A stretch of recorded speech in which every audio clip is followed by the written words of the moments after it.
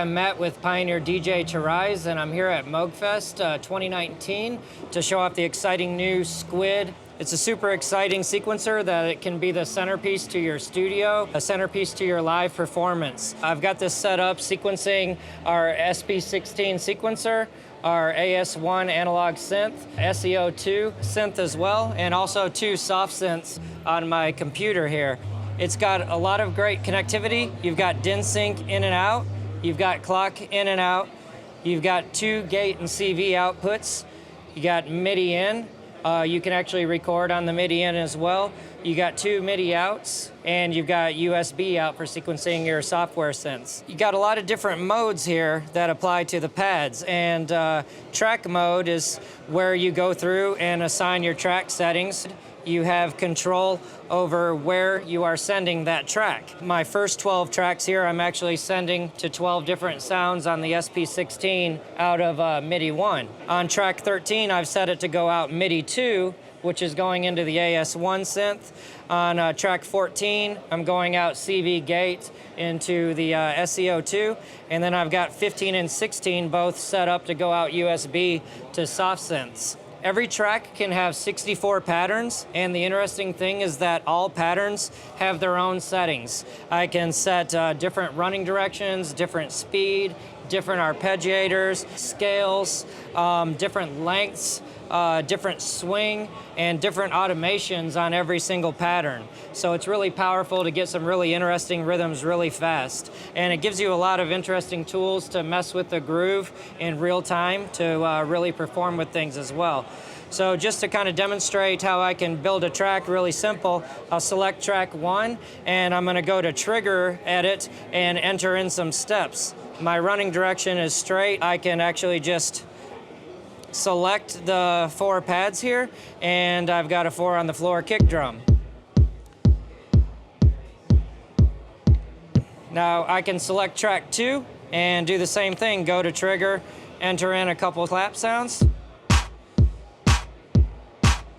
I will go to track 4, which is my open hat, and I will enter in some open hats. Now, where it gets interesting is using the randoms on the random triggers here. So I can go to track 3, which is my closed hat, and I've got my closed and open hats assigned to the same choke group. So I can go to my closed hats and just hit random here and just get some random triggers going on.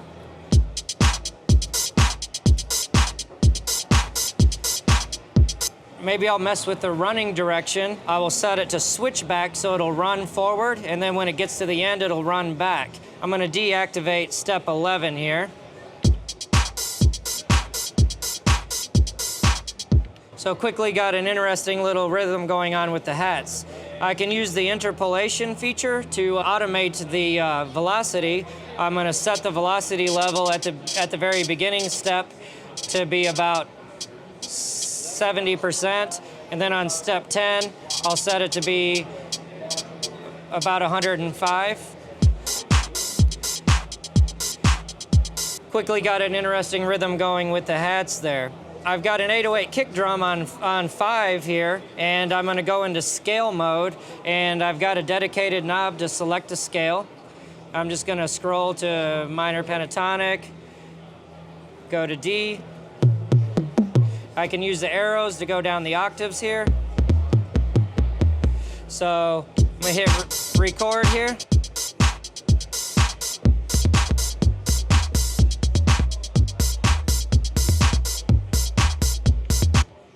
So interesting little bass rhythm going on there. Now track 13, which is my AS1, I'll go into scale mode again, select a quick little scale. I'm gonna turn on the arpeggiator for this one, hit shift and arp to change my arp settings. I'm gonna set that to an 8th note trigger. And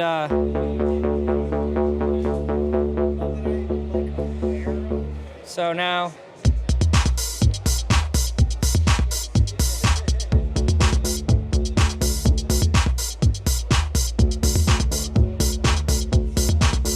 So now that I have that layered in there, I can actually use the transpose function to perform with that.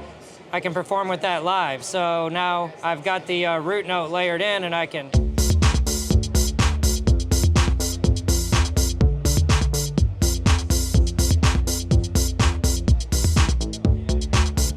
So the transpose is pretty fun there. Now, CV gate track going out to the SEO2. Go into scale mode again, quickly select a scale, hit record. Let's see.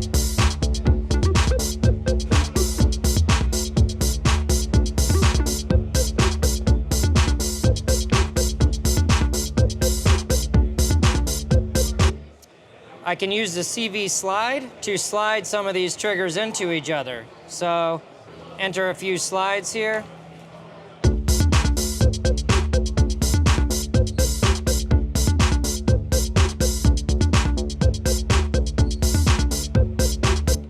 Go back to track mode and go to track 16, and I've got a polyphonic soft synth set up. I've got the Jupiter 8 soft synth, and I can show you what I can do with chords on this. I'm again going to select minor pentatonic scale, select a key. Now I can play notes, but I can add chords here. So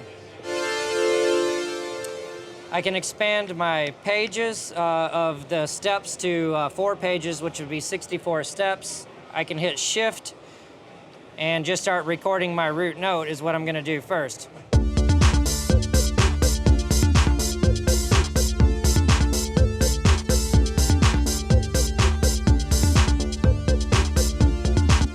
So now I'm going to add the Harmonizer on top of that.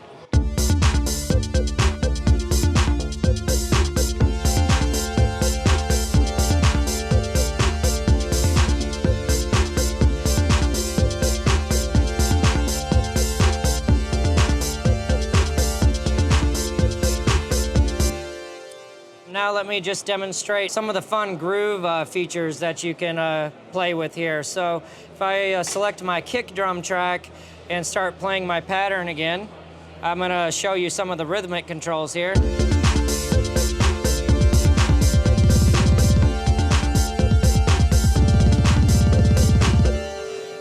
So jamming on the fly, you can select any track and you can do rolls with that track. I'm going to select my snare track, and I'm actually going to mute everything except my snare and show you some cool things that you can do with the groove just on a snare sound. So I'm just going to enter 16th note steps all across from my snare here. Now we have a feature here called speed modulation, and I'll show you what this does.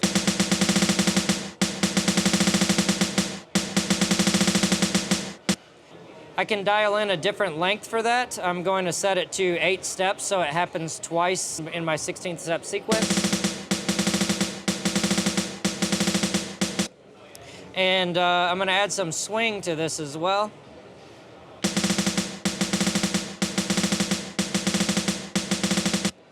If I show you the groove bend feature, you can also bend the groove as it plays.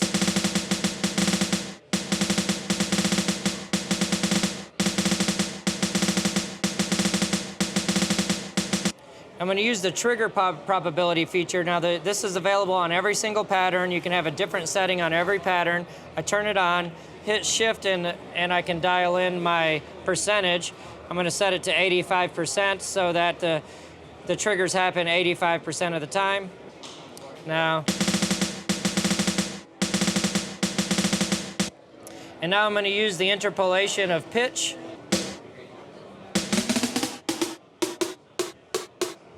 And the interpolation of velocity.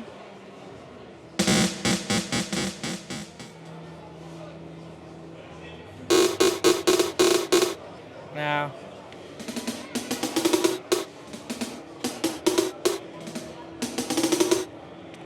so now I've created this cool little snare roll, and I just want to show you a feature of the Tari's Squid software here.